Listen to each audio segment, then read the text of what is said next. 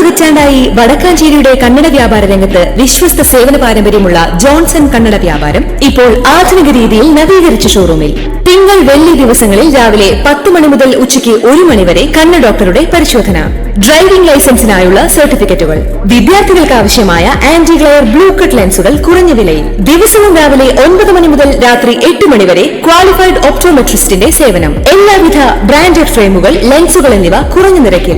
Johnson Kannada വ്യാപാരം, John's tower, divine ആശുപത്രിക്ക് എതിർവശം, Vadakkanchery. Phone 94963474. പാതിവില തട്ടിപ്പിൽ മാത്യു കുഴൽനാടൻ MLA-ക്കെതിരെ തെളിവില്ലെന്ന് ക്രൈംബ്രാഞ്ച്.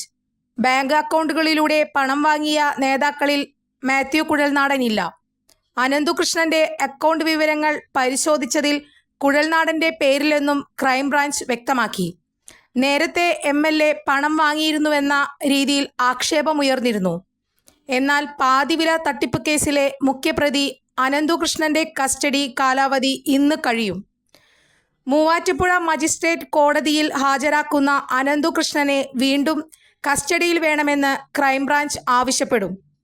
ക്രൈംബ്രാഞ്ച് കേസ് എടുത്തതിന് പിന്നാലെ കൊച്ചിയിലെ വിവിധ ഓഫീസുകളിലെത്തിച്ച് അനന്തുകൃഷ്ണനെ തെളിവെടുപ്പ് നടത്തിയിരുന്നു.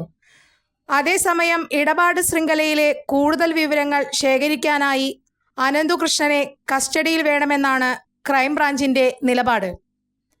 കഴിഞ്ഞ ദിവസം റെയ്ഡ് നടത്തിയ എൻഫോഴ്സ്മെന്റ് ഡയറക്ടറേറ്റ് ഇന്ന് കൂടുതൽ പേർക്ക് നോട്ടീസ് അയച്ചേക്കും.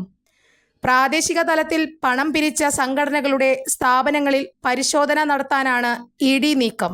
കൂടുതൽ വാർത്തകൾക്ക് ഞങ്ങളുടെ ചാനൽ സബ്സ്ക്രൈബ് ചെയ്യുക. ഫേസ്ബുക്ക് ഫോളോ അപ്പ് ചെയ്യുക. വാർത്തകൾ വേഗത്തിലറിയാൻ Anytime News.